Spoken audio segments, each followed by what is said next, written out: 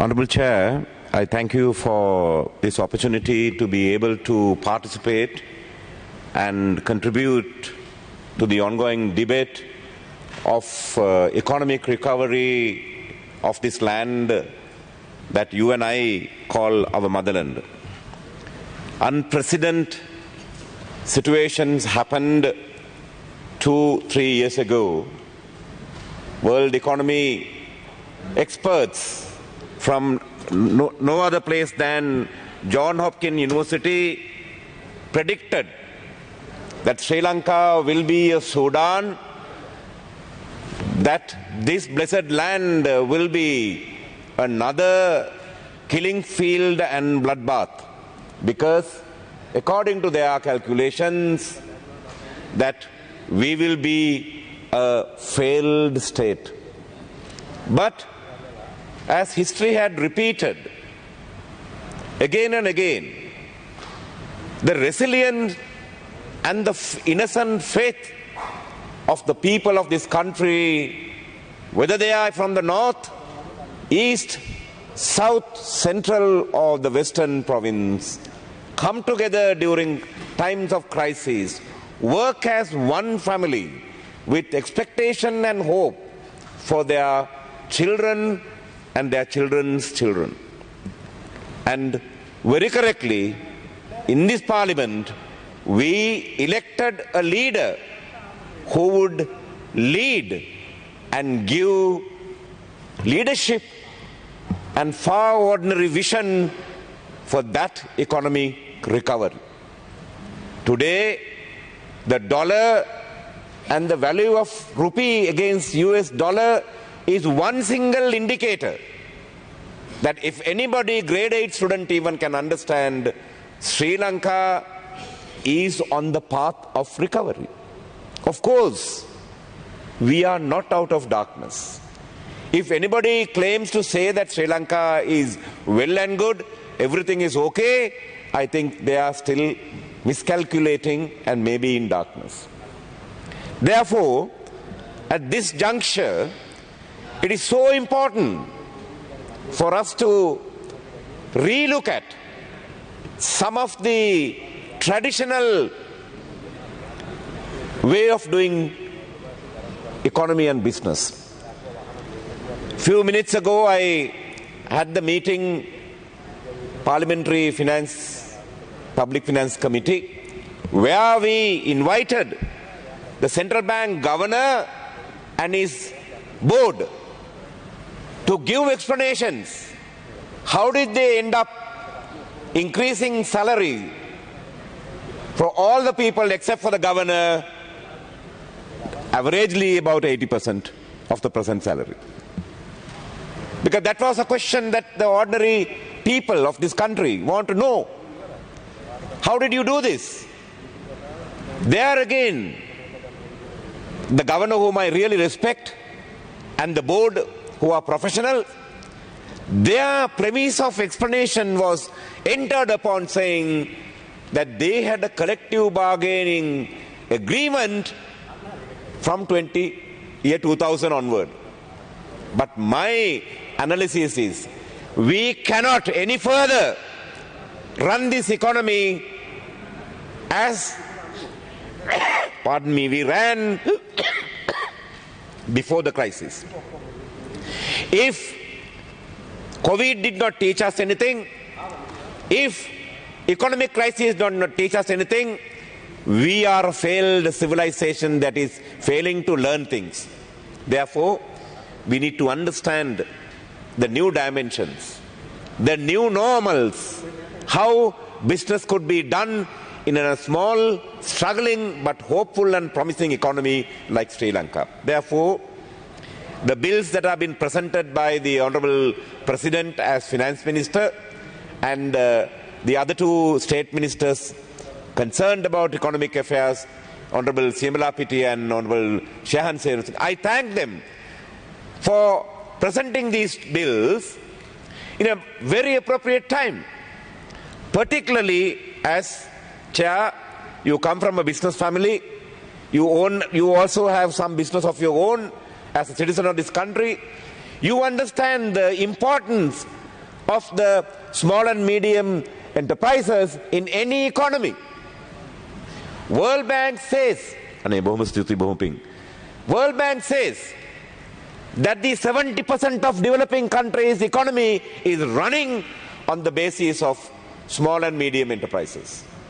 Japan, Germany, Sweden, Canada, and those developed countries where our people are migrating are based on small and medium enterprises. But what did we do?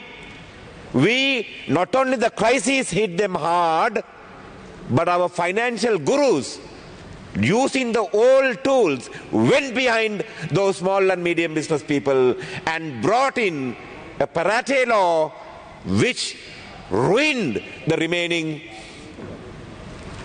existence possibility. And therefore, we as citizens, concerned citizens, appeal to the Honorable President and to Minister of Justice Affairs, Mr. Honorable Dr. Vijayadasa Rajapaksa, and explained. I am taking a moment, 30 seconds, moment of pride, that is my brother Suresh Raghavan, who at national level lobbied for this and campaigned saying Parate law at this time is going to break our economy. Rather, we must look after, endure, and protect our small and medium businesses. Honorable Chair, I don't come from a business family. Neither I am a businessman. I am not an economist. But economy, I am as a political student of political science, I understand any country's economy is interwoven with the political situation of that country. We cannot separate. It is intrinsically interwoven. Therefore, economy, if you want economic stability, if you want political stability, these two has to travel hand in hand as any developed country will do. Therefore, we have established political stability. Some are still in the weave, some members in the opposition and some members of the civil society are in the weave and propagating to say this government does not have legitimacy. මහජනයාගෙන් නියෝජනය නොවන ආණ්ඩුවක් හැටියට සමහර civil පණ්ඩිතයන් සහ විපක්ෂයේ ඉන්න සමහර මන්ත්‍රීවරු කියනවා. නමුත් අපි දන්නවා ඉතිහාසය තුළ කවදාවත් නැති විදිහට පාර්ලිමේන්තුව හරහා ව්‍යවස්ථාවේ කිසිදු කමාවක් අල්කිරීමක් අඩු නොකර තමයි අපි ජනාධිපතිතුමාව පත් කරගත්තේ. ඒ නිසා ව්‍යවස්ථාවේ තිබෙන හැටියටම මේ අවුරුද්දේ අපි ලෑස්ති ජනාධිපති මැතිවරණය තබන්නට. ඉන්නවනම් ඉදිරිපත් වෙන්න අපි ජනාධිපති මැතිවරණයක් තියලා මේ රටේ දැනට පවතින දේශපාලන ස්ථාවර භාවය පත් කරන බවට අපට විශ්වාසයක් තිබෙනවා. අන්න ඒ ගමන යන්න තමයි මේ හදන්නේ. Honorable Chair, in this country there were two banks that were directly connected to the SME industry. That is DFCC and NDB කියලා බැංකු දෙකක් තිබුණා. ඒ බැංකු වල අරමුණ උනේ සුළු හා මධ්‍යම ප්‍රමාණයේ තිබෙන ව්‍යාපාර වලට අධික මුදල් ආයෝජනය කරන්නට බැරි නිසා අඩු පොලියට සහනදායී ක්‍රමයට ඒ ව්‍යාපාර දියුණු කරන්නට කියන අරමුණෙන් තමයි මේ බැංකු දෙක පටන් ගත්තේ. නමුත් මොකද කළේ? බැංකු කරණයේ ඉන්න සමහරක් අය මොකද කළේ? මේ බැංකු දෙකත් වාණිජ්‍ය බැංකු බවට පරිවර්තනය කළා. They converted those development banks as commercial banks. Therefore, today NDB is called NDB Bank, National Development Bank. This is a tragedy. This is a comedy. Therefore, may I kindly take the opportunity to suggest that in this country we need a development finance fund. That fund should be at least $1 billion so that any entrepreneur like yourself or any young person, particularly young people with innovative ideas, women with absolute good training and creative ideas can borrow money for investment from that fund and contribute to our economy. Because in the world wild, big corporations are only holding 18% of the world economy. It is the small and business enterprises which are contributing. Therefore, as a new economic order, I would suggest And I appeal to President and to the Financial Committee and Central Bank, immediately as possible, we need to create a national SME entrepreneurs development fund, and if possible, that fund should be open to every citizen who wants to do a business. Now, taxation. Everybody is talking about extreme taxes as if Sri Lanka is the most taxing country, which is not the case. Sri Lanka, compared to the economic world indexes, is still a country having lower level of income taxes and other taxes. Now, මම මේකෙන් කියන්නේ නැහැ බදු වැඩි කරන්නයි කියලා. මම කියන්නේ බදු වැඩි කිරීමෙන් තේරුමක් වෙන්නේ නැහැ. නමුත් බදු අය කරගන්නා වූ ක්‍රමවේදය පිළිබඳව ජාතික දෘශ්‍යභාවයක් තිබිය යුතුයි. We need a national transparency in the way we collect our taxes. Honourable Member, you have 2 more minutes. Thank you, sir. And therefore, it is said any living being will learn lessons as they live. අපි එහෙනම් මේ උගත් පාඩම් ගත්තේ නැත්තම් අපිට සුනාමියෙන් උගත් පාඩම් ගත්තේ නැත්තම් අපි යුද්ධයෙන් අපි උගත් පාඩම් ගත්තේ නැත්තම් ඒ දෙකට වඩා ලොකු භයානකව අපිට කොවිඩ් වලින් ඇවිල්ලා මරණය අපේ දොරකොඩ ළඟට ආවා. ඒ සමගම අපිට ආවේ ආර්ථික මේ මහා විනාශය.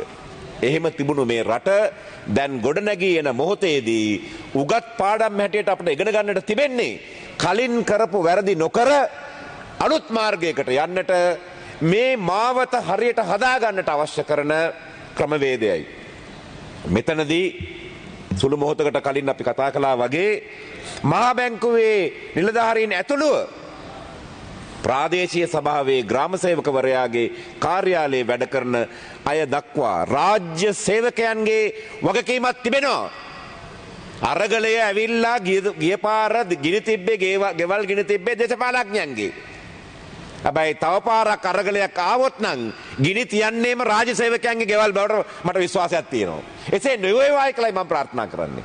මන්දයත් මේ රට හිර වෙලා තිබෙනවා නම් පාසලකට දරුවෙක් දාගන්න බැරි නම් ගමකට පාරක් දාගන්න බැරි නම් විදුලි බලයක් ගන්න බැරි නම් ඒක පිටිපස්සේ ඉන්නේම රාජ්‍ය සේවකයෙකුගේ අලසකම හෝ ඔහුගේ නොතකීම ඇයගේ නොතකීම. මම මේ සියලු දෙනාටම කියනවා නෙමෙයි 10%ක් පමණ ඉන්නවා අතිශය කැපවීමෙන් වැඩ කරන. 10%ක් ඉන්නවා අතිශය ජූසිත හා අලසකමෙන් ඉන්න අය.